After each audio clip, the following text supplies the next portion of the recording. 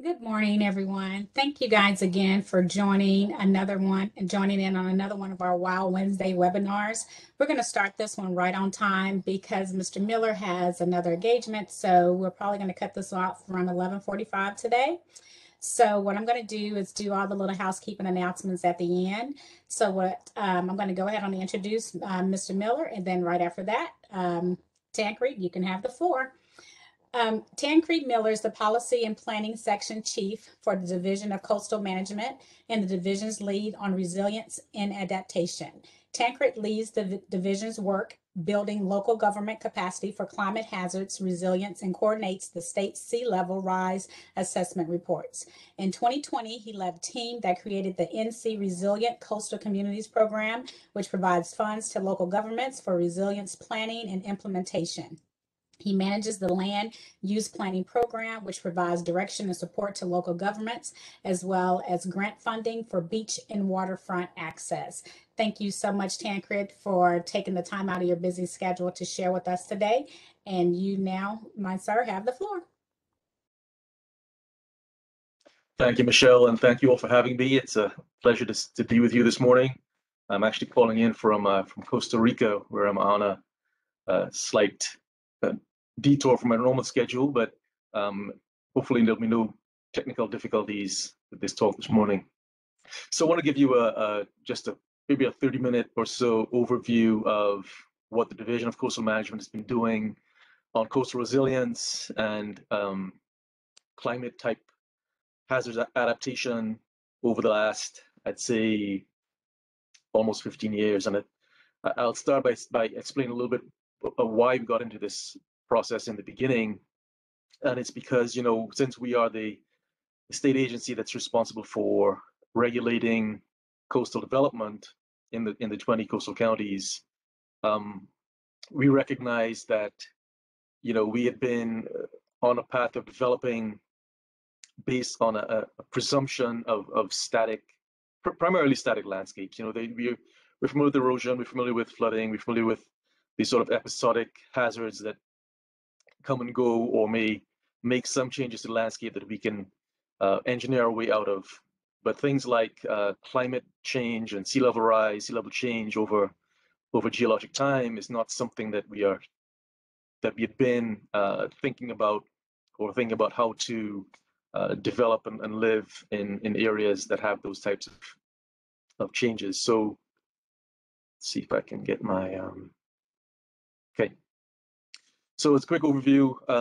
I'll talk a little bit about those sea level rise assessments that we started with back in 2010. Run through the development of this resilience pilot work and the Resilient Coastal Communities Program, how we got public input and feedback into the design of this program, where the Governing Executive Order 80 sort of merged into our process, where the funding is coming from to do this work, and some of the results that we're seeing so far. So back in 2008, I believe, is when we first started thinking about how can we inform ourselves about the risks of sea level rise to the North Carolina coast. We'd seen the IPCC reports, we'd seen the national climate assessments, we'd seen various types of data points and national level or international level projections and studies on sea level rise, but we didn't have anything really specific to our state.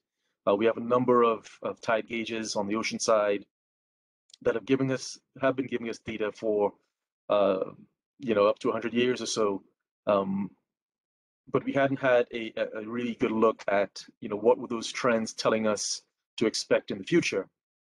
So we asked our Coastal Resources Commission Science Panel, which is a volunteer group of coastal engineers and coastal geologists, to take a look at the local data, take a look at the international and national level projections, and sort of boil down for us at a state level, what are we looking at as far as sea level change over the next 50 to 100 years.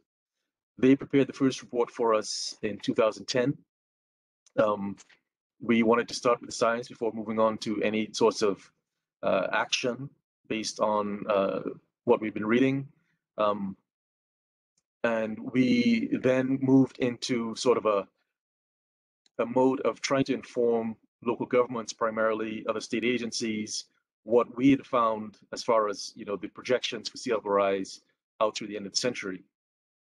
We came up with a draft policy document that was meant to just sort of give folks a heads up of here are things you should think about as you're building or rebuilding, as you're working with infrastructure, as you're working with housing, etc. Here are the things you should think about and how you should think about sea level rise as you make those investment decisions. We ran into some headwinds with that effort and a legislative mandate to produce a new sea level rise report in 2015. So we went through another process with the science panel, with some external reviewers. We produced a new report that looked out only 30 years, so from 2015 through 2045. That report was not met with the same type of opposition, maybe because the numbers were a little more palatable. But so we moved ahead then, pivoted into a new, I guess, a new approach. Instead of looking at a sort of a top-down policy, working with local governments individually to see what action they wanted to take. I'll mention just, by the way, you may have seen that this new report came out yesterday. This is a new technical report from a group of federal folks, and you see the names and the logos down at the bottom. But this is the new sea level rise projections for the continental US. And they broke it down through 2050, then through 2100 and 2150. So there's a number of different projections. Some of the key messages that they included in that report, you'll see there on the right. They're looking at, projecting roughly 9 to 11 inches of rise, average rise throughout the continental US by 2050. There's less confidence out through 2100, and they explain the reasons for that lack of confidence in the report. And then the high tide flooding, that sort of sunny day nuisance flooding, you may have heard it called different things, that on average, those events will increase from about 3 times per year to about 10 times per year by 2050. If you've been following the events on the North Carolina coast, it's a lot more than 3 times per year already. So those numbers by 2050 will be a lot higher for us. So we took the 2015 report and we started working with 5 communities that we sort of hand selected, trying to get a representative sample of mainland communities as well as Barrier Island communities, some that were sort of better resourced versus some that were more economically distressed, and pulled in their local staff as well as some local residents, some stakeholders, to start looking at identifying where were the critical assets, where were the primary hazards, primarily flooding, and where those things intersected, and then trying to figure out how could we sort of quantify the impacts or the vulnerabilities to those critical assets, whether those be natural infrastructure, physical infrastructure, housing, housing stock, etc., business areas, and then what sorts of approaches could that community undertake to mitigate those challenges. We produced for them and for others a couple of online resources. This was the first one we produced, and this is sort of a, I guess, just a dashboard of different types of resources that they can use. There's policy guidance, there's scientific guidance, there's adaptation ideas, there's lots of different resources that folks can look to help themselves work through building their local capacity and building their resilience. We try to identify places where they could find funding, etc., and put that information out there for them to use. We took another step further to this is the pilot project. Took another step further to build in a sort of a story map or roadmap for them to use this information based on wherever they were in their planning for community engagement processes.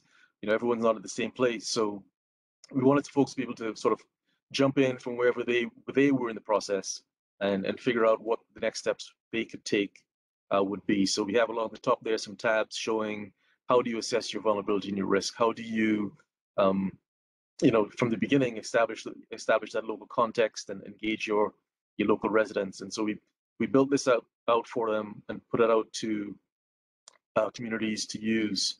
We went out then to communities through 3 events in 2019. We held two workshops in the North and South, where we pulled in primarily focused on local governments to show them what we had built for them, and then to invite them to share with us the challenges and the needs that they had and ways that they thought the state could support their local efforts. We tied that all together with a summit in June of 2019, where we brought together a whole lot of other scientific folks and social scientists, natural scientists, etc., and trying to build a community of practice, so to speak, for resilience building on the coast. We had about 300 people attend that summit, and these things all paid great dividends for us. Right around the same time, or I think just before 2019, we had a Governor's Executive Order 80 in October of 2018. That executive order had a number of requirements for state agencies. One of them being to go out and reach out to local governments and find out, what the needs were. So the workshops that we held in 2019 were sort of used as a model to build out statewide to get that local input. Similarly, we used our model of starting with the science on sea level rise and turn that into a broader state climate science report. So that was done for us on a volunteer basis by folks up in Asheville. It was a very thorough report. They sort of took the national climate assessment, the Southeast chapter, and then downscaled that to North Carolina, and built for us a very, I think, useful report. If you haven't seen that, I encourage you to go look it up on DEQ's website. Another deliverable from that executive order was this climate risk assessment and resilience plan. And this is sort of an inward focused plan for state agencies. And a number of you probably be aware of this effort, where we as cabinet agencies were required to assess our own houses and look at our internal vulnerabilities and the ways that we provide services to the public, the way that we carry out our missions, and the things that climate would, the ways that climate would impact or could impact or has been impacting our service delivery, and then actions that we should be taking to make sure that we could continue to provide those services to the state. Out of that risk assessment and resilience plan, there were a number of priority initiatives, and I just want to highlight for you of these 4 that are on the screen. That number 4 is to establish that North Carolina Resilient Communities Program. We had already been, we as in DCM, had already been sort of well along the path of building that program with our existing efforts. But the idea was to take that model and build it out statewide, so that other communities outside the coastal zone had similar assistance from the state. And those key things were building that local capacity, receiving that technical assistance, and then having access to funding to implement some of the actions. This Resilient Communities Program was conceived as a partnership primarily between NCORE, Office of Recovery and Resiliency, and DEQ through Division of Coastal Management, since we'd already been on this path. So under that umbrella of the Resilient Communities Program, we carved ourselves out the Resilient Coastal Communities Program, and this is a program for all of the 20 coastal counties The primary partner, of course, is NCORE. We also had a very strong partnership, and still do, with North Carolina Sea Grant and the Nature Conservancy. We have a steering committee for the program that's comprised of members from all 4 organizations. We meet at least monthly. They are active participants in program design, in identifying sources of funding, in program implementation. So they're extremely valuable partners for us, and we certainly could not be doing as much as we are doing without their assistance. NCORE, for their part, they have built a sister program that's called RISE, which you may have come across already, and that's actually a statewide program. So it's not just for the other 80 counties, it's actually for the all 100 counties in the state. They take a slightly different approach, but it's, I think, still very complementary. And I also serve on their steering committee, so we make sure that we have good coordination across those programs. Our program objectives for the RCCP, you see them listed here, and those sort of are reflective of what you saw initially in the Executive Order 80 plan. We had identified a couple of challenges for local governments, especially in North Carolina, getting access to some of the big federal pots of money through the National Fish and Wildlife Foundation, through the new BRIC program, etc. Not many of our communities had some of these what so-called shovel-ready projects, which was the emphasis for those funding programs. So we weren't able to apply, we meaning the state, our local governments, weren't well positioned to apply for a lot of those funds, and we didn't have, those programs didn't have a lot of planning money that would enable us to get to that shovel-ready point. So that was one of the main objectives of this program, is to get our communities to the point where we have this portfolio, this sort of coastwide or maybe statewide now portfolio of shovel-ready projects that we can go in and compete for some of these federal dollars, bring those in and leverage the state investments. So that takes a lot of capacity building, a lot of planning, engineering, design work, and that's what we were seeking to accomplish.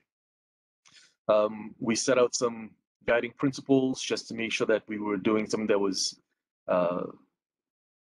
sort of equitable, sustainable, and consistent and repeatable.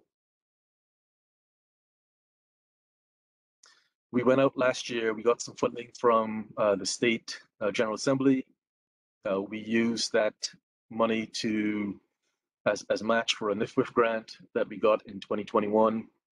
And then we went out and got, through a competitive bidding application process, we got 26 communities, there's 8 counties and 18 municipalities enrolled into the program, and it's a 4-step program that I'll explain to you. But so you'll see from these communities, there's a pretty wide distribution and variability in folks that we use.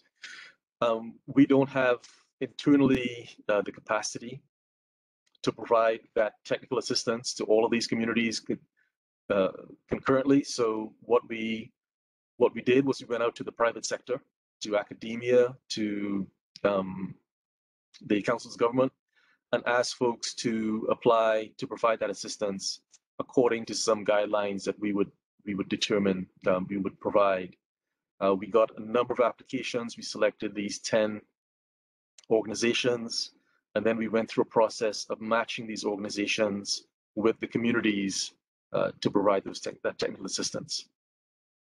Now, this map shows the sort of breakdown geographically of both the communities as well as the contractors that we have matched with them. So that process kicked off. We started work, I want to say last year around July or August of last year. So we're currently wrapping up the beginning phases of the program. So these are the 4 phases, starting with that community engagement, that risk and vulnerability assessment, looking at where exactly are your main vulnerabilities to your critical assets. And then once you've identified those areas, what sorts of actions could you take, whether it be policy actions or construction or restoration work, conservation, identify those priorities, and then we move to the next phase, which is engineering and design. So of those priorities, select maybe your top one or two, and then we'll provide the funding, again, to do the engineering work to get that as close to shovel ready as we could. That phase 3 is getting ready to start.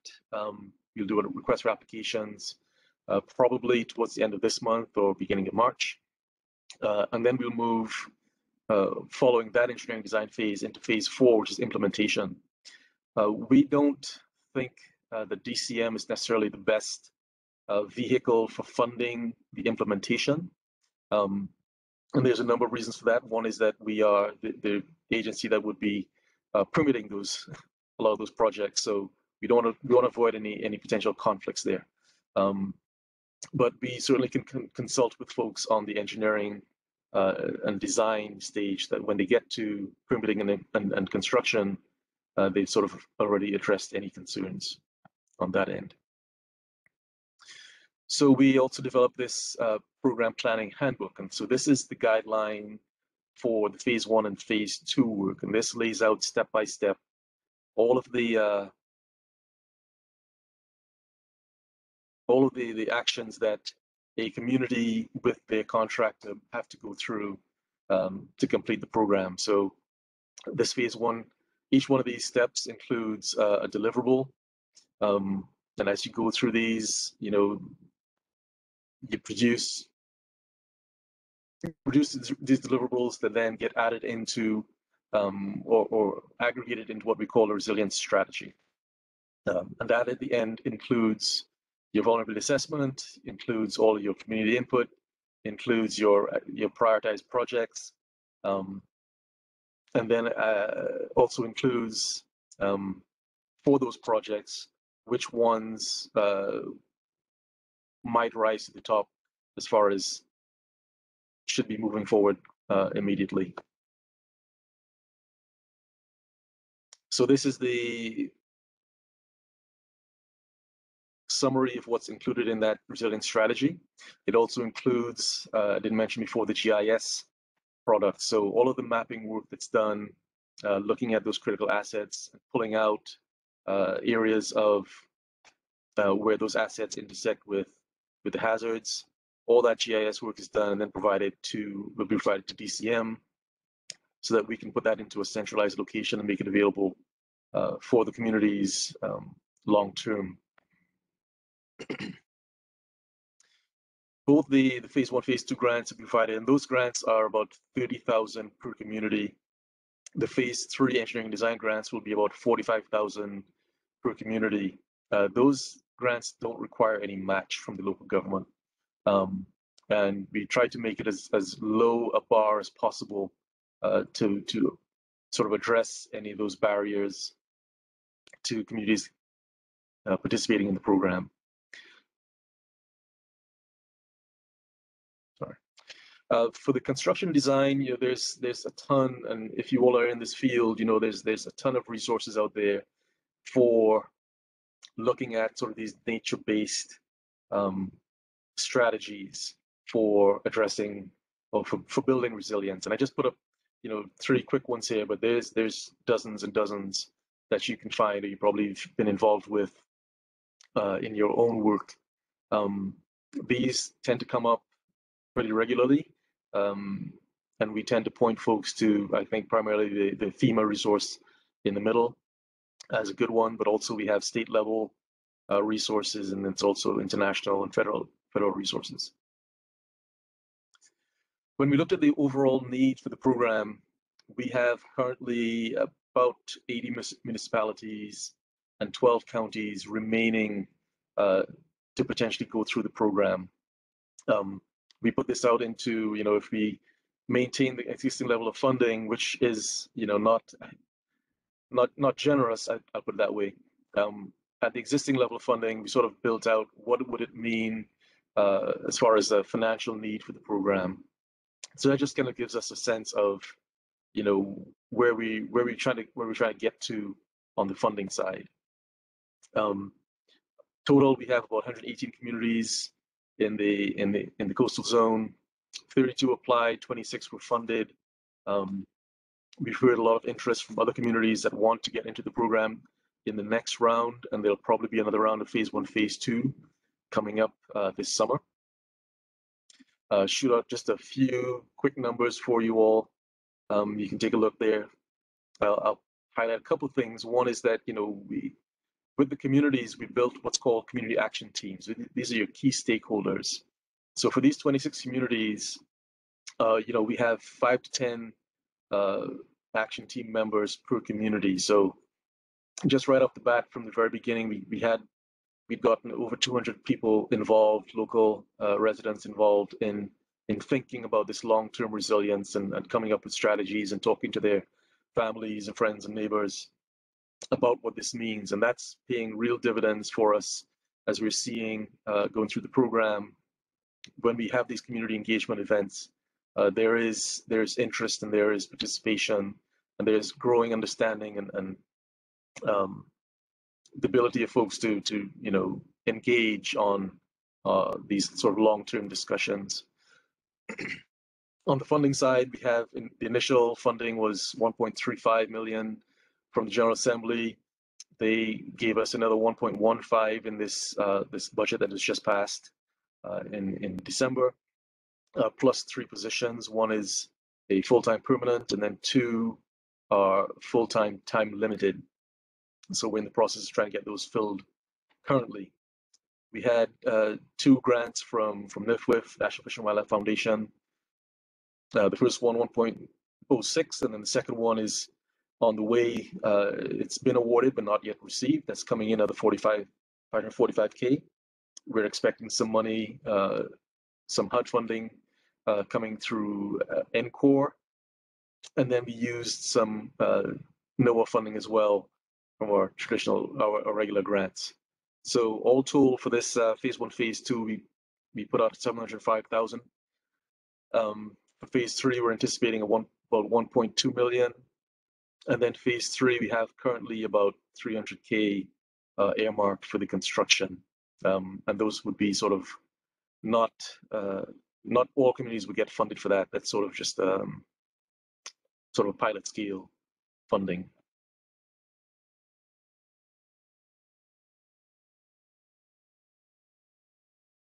So we also recently put together these principles and guidelines for resiliency funding. So as we learn more going through the program, we built on those initial principles, program principles, and came up with a set of guidelines that we think would be useful for thinking about, how to prioritize funding to make sure that the dollars you're putting into local government resiliency programs are actually addressing resiliency and not just other maybe maintenance or rebuilding needs.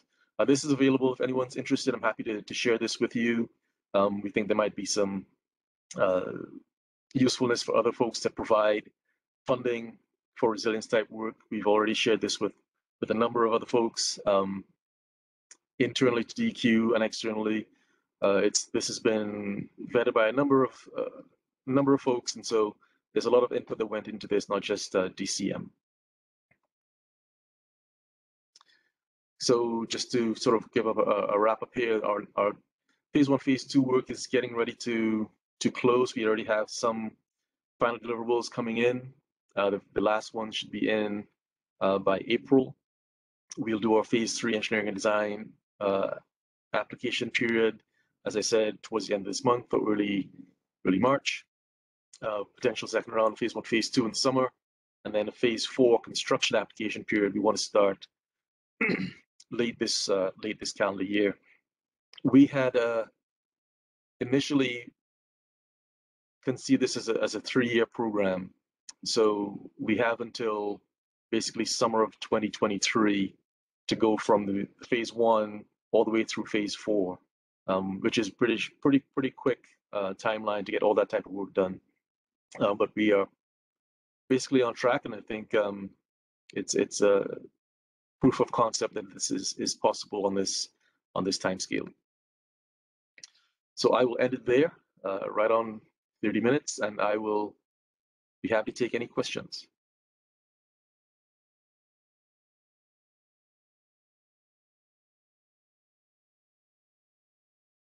If you guys have any questions, you can either drop it in the chat or you can just kind of chime in. You can unmute yourself.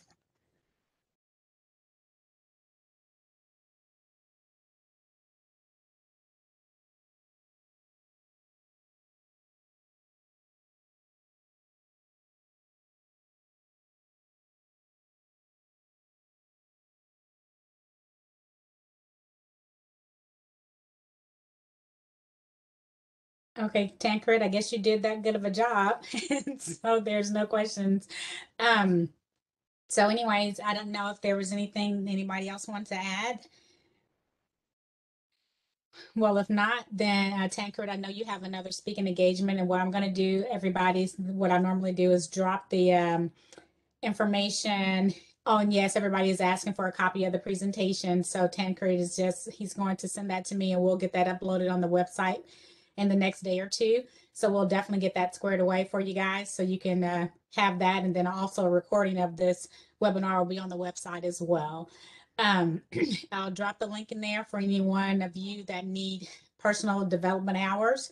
So if you can just complete the evaluation form like you normally do, and just send that to me, and I'll get those credits to you within the next couple of days, Monday at the latest. And if that's it, I'll drop the link, and I'll just sit here for a little while. And if anybody have any questions, we can just you can let me know, and I can email Tancred, and when he gets a moment, then he can shoot those answers back to me. Okay, Tancred, I know you have another speaking engagement, so enjoy the rest of your day, and thank you so very much again for joining us today. Thanks, Michelle. I'll follow up with you offline. Okay. Thank you. And also, guys, I just wanted to remind you of our next WOW webinar is March the 16th. The topic will be mitigation in North Carolina and the challenges in the urban setting. And Perry Ann Russell will be the presenter for that.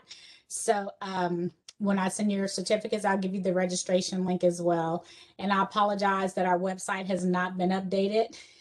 So I know a couple of you guys had problems kind of tuning into this website, this webinar, because it had the old link. So we apologize for that, but that definitely will be fixed for next month. And I'll go ahead and drop the link now so you guys can fill that out at your earliest convenience, and then just let me know if you have any questions. Michelle, there was a question in the chat. I know Tancred had to leave, but I was wondering about the same question. Will this coastal resiliency include encouraging some entities to move to higher ground or inland communities at all? And so should we contact Tancred directly with that question, or do you want to field that? I just wanted to flag that that was a question that some other folks had too. Oh, I'm so sorry. I guess I missed that. I'm trying to go through here, and I will definitely shoot him that email, and he'll definitely answer it and get back with us with that. Or I mean, Awesome. Thanks so much. Appreciate it. Yeah, and I can put his email address there as well. So either or, but I'll make sure that your question gets answered.